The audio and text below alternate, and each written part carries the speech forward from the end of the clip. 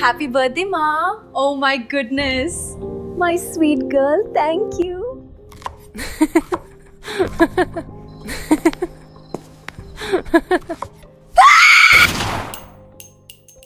23 मार्च 2000 में राधिका का जन्म हरियाणा के गुड़गांव में हुआ। उसके फादर दीपक यादव एक प्रॉपर्टी डीलर थे और उनके पास किसी भी चीज़ की कोई कमी नहीं थी।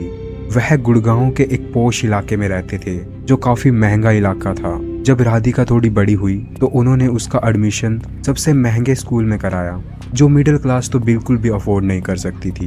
कुछ सालों बाद दीपक यादव के घर एक बेटे ने जन्म लिया जिसका नाम हर्षवर्धन रखा गया। लेकिन दीपक यादव का सबसे ज़्यादा लगाव उसके बेटे से ना होकर उसकी बेटी यानी कि राधिका यादव पर सबसे ज़्यादा था। राधिका यादव का बचपन से ही खेलने में बहुत इंटरेस्ट था और वह फ्री टाइम में टेनिस खेला करती थी। टेनिस के अंदर उसका इतना इंटरेस्ट था कि दीपक यादव उसे और सपोर्ट करने लगता है और जब वह थोड़ी बड़ी हुई तो वह उसे कोचिंग के अंदर डालता है जहां उसने कोचिंग लेने के बाद काफ़ी अच्छा खेलना शुरू किया, जिसके बाद वह अपने आसपास के टूर्नामेंट खेलने लगी। धीरे धीरे वह स्टेट लेवल और इंटरनेशनल लेवल पर भी खेलने लगी थी। दीपक यादव अपनी बेटी के साथ हर टूर्नामेंट में उसके साथ जाया करते थे, चाहे वह स्टेट लेवल का हो या फिर विदेश जाने का हो। वह राधिका के लिए हर टूर्नामेंट में खर्चा किया करता था और अभी तक उसने अपनी बेटी की कोचिंग में 2.5 करोड़ से भी ज़्यादा खर्च कर दिया था। जब राधिका के पास फ्री टाइम हुआ करता था तो वह अपने छोटे भाई के साथ टेनिस खेला करती थी जहां वह एज ए कोच उसे ट्रेनिंग दिया करती थी। एक दिन राधिका यादव एक टूर्नामेंट खेल रही थी कि खेलते खेलते उसकी नसों में खिंचाव आ गया, जिसके बाद वह खिंचाव एक पेन में बदल गया। पेन इतना ज़्यादा बढ़ चुका था कि उसके शोल्डर में हर टाइम दर्द रहता था और इसी वजह से वह टेनिस कोर्ट से लंबे समय के लिए दूर हो गई। उसने दोबारा से टेनिस खेलने की कोशिश की लेकिन बार बार उसका पेन बढ़ता जा रहा था। जब जब वह खेलने की कोशिश करती तब तब उसे लगता कि वह पहले की तरह खेल नहीं पा रही है, तो इसलिए उसने सोचा कि वह अपने अनुभव को दूसरों के साथ साझा करे और उसने एज अ कोच एक कोचिंग में ज्वाइन किया और वहाँ पर बच्चों को सिखाने लगी। साथ ही वह अपनी टेनिस की वीडियो सोशल मीडिया पर डाला करती थी। उसके फादर एक प्रॉपर्टी डीलर थे तो उसका रोज रोज नए नए लोगों से मिलना रहता था। लोग उसे कुछ समय से बोल रहे थे कि वह अब अपनी बेटी की कमाई खा रहा है। दीपक यादव ने अपनी बेटी को कोचिंग छोड़ने के लिए कहा लेकिन उसकी बेटी उसकी बातों का बिल्कुल भी ध्यान नहीं देती। दीपक यादव को लगने लगा था कि उसकी बेटी उसके हाथों से निकल चुकी है और वह अब उसकी एक बात नहीं सुनेगी, जिस कारण से दीपक यादव उसके ऊपर और ज़्यादा दबाव बनाने लगा। दबाव में आकर राधिका यादव ने अपना इंस्टाग्राम अकाउंट डीएक्टिवेट कर दिया। अकाउंट डीएक्टिवेट करने से पहले कुछ महीने पहले उसका एक म्यूजिक सॉन्ग आया था जिसमें उसने एक्ट किया था और ये सॉन्ग वीडियो उसने एक इनाम नाम के एक लड़के के साथ किया था।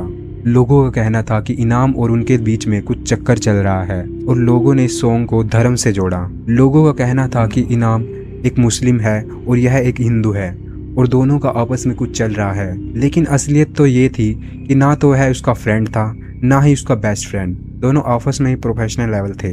राधिका यादव एक शूटिंग के दौरान इनाम से मिली थी जहां राधिका यादव ने इनाम को बताया कि वह एक्टिंग में रुचि रखती है और उसने अपना कॉन्टैक्ट नंबर उससे दिया कि अगले टाइम कोई भी एक्टिंग हो तो मुझे कॉन्टैक्ट करें। जिसके कुछ समय बाद ही इनाम ने एक सॉन्ग की वीडियो रिकॉर्ड कराई जिसमें एक फीमेल का रोल राधिका को दिया। वीडियो बिल्कुल सिंपल थी, ना ही उसमें छोटे कपड़े थे ना ही कुछ ऐसा वैसा गलत था और यह वीडियो भी राधिका ने अपने फैमिली वालों की परमिशन से बनाई थी। तो ऐसा भी नहीं कह सकते कि राधिका यादव ने अपनी मर्जी से यह वीडियो रिकॉर्ड कराई हो। 10 जुलाई 2025 का दिन था। रोज की तरह राधिका के डैड दूध लेने जाया करते थे, लेकिन आज के दिन वह अपने बेटे यानी कि हर्षवर्धन को दूध लेने के लिए भेजते हैं। दूसरी तरफ हम राधिका यादव को देखते हैं जो आज काफ़ी जल्दी उठ जाती है और अपनी माँ के कमरे में जाकर उसे बर्थडे विश करती है और बोलती है कि माँ आप रेस्ट करो, मैं आपके लिए खाना बनाऊंगी। यहीं उससे पता चलता है कि उसकी माँ की तबीयत काफ़ी ख़राब है, उन्हें हाई फीवर था, तो वह रूम के अंदर ही रेस्ट कर रही थी। राधिका यादव वहाँ से सीधा किचन में जाती है ताकि वह अपनी फैमिली वालों के लिए खाना बना सके। जब वह खाना बना रही थी तभी उसके फादर वहाँ पर आते हैं और अचानक से अपनी पिस्तौल निकालकर 5 राउंड गोली के चला देते हैं, जिसमें से 3 गोली उसकी बेटी को लगती है और वह तुरंत फर्श पर गिर जाती है। गोली की आवाज़ घर के गार्डन तक जाती है। गार्डन में राधिका के चाचा बैठे थे।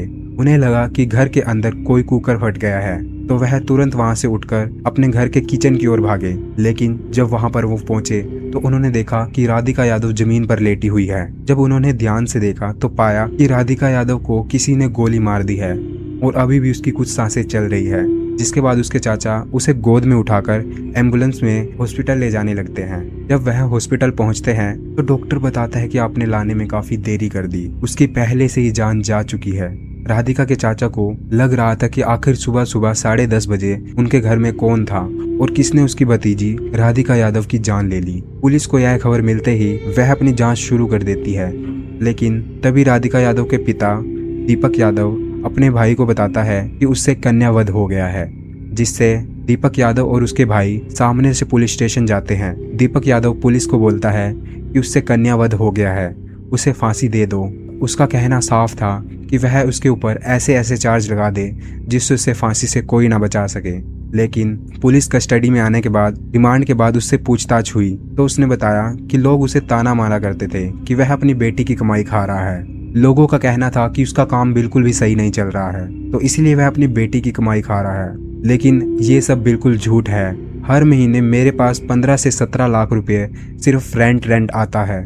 दीपक यादव को राधिका के सोशल मीडिया ऐप चलाने से लेकर और उसकी बातों को इग्नोर करना बिल्कुल भी पसंद नहीं था, तो इसीलिए उसने गुस्से में आकर उसके ऊपर गोली चला दी, जिस कारण से मौके पर ही उसकी जान चली गई।